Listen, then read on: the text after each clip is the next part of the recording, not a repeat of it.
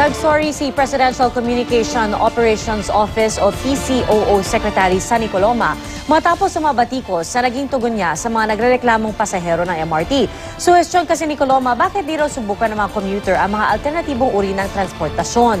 Ayon naman sa Department of Transportation and Communications, mas mapapabilis ang pagsasayos ng MRT kapag tuluyan na itong nabili ng gobyerno.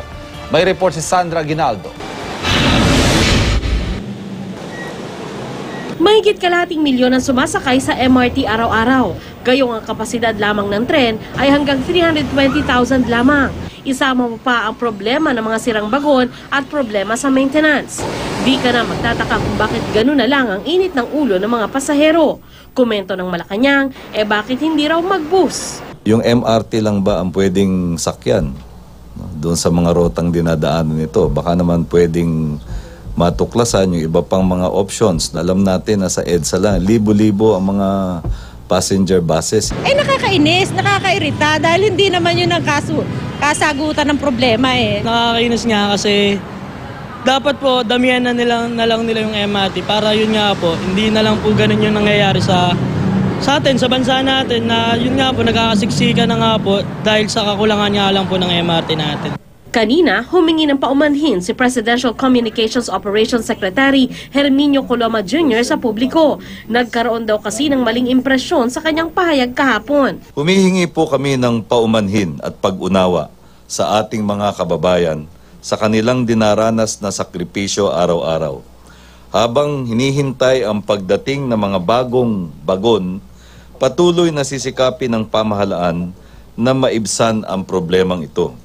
May hamon naman ang grupong tren sa mga opisyal ng gobyerno. Kaya naman namin pinapanawagan na itong mga opisyal natin ay sumakay ng mga MRT at LRT para ma-experience nila first hand yung hirap na dinaranas sa mga ordinaryong estudyante at mga nagtatrabaho na sumasakay araw-araw sa LRT, MRT. Alam ng Pangulo yung problema ng tren, which is masikip masyado. I think bumili na ata sila ng dagdag na tren. Sa pagsusuri ng kumpanyang CBNT, kailangan na raw palitan ang motor ng mga bagon dahil gamit na raw ang mga ito.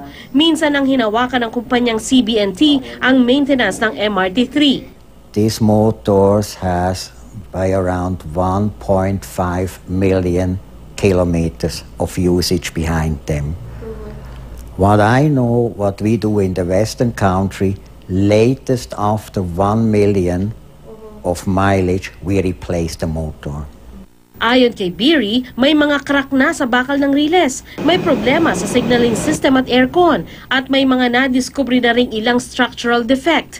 Simula kasi ng buksan ng MRT-3, 15 taon na ang nakalilipas, hindi pa napapalitan ang mga bagon at riles nito. Paliwanag ng Department of Transportation and Communications o DOTC, isa sa ugat ng problema ay dahil pribadong kumpanya ang may-ari ng MRT. The system is owned by a private company.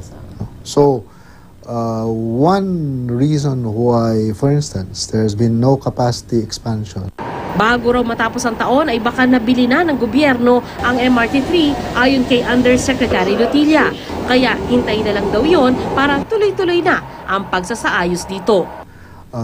Ang Department of Transportation po ay nandyan at nagsusumikap na magbigyan ng mga tao natin ng tamang public service. Sandra Aguinaldo, GMA News.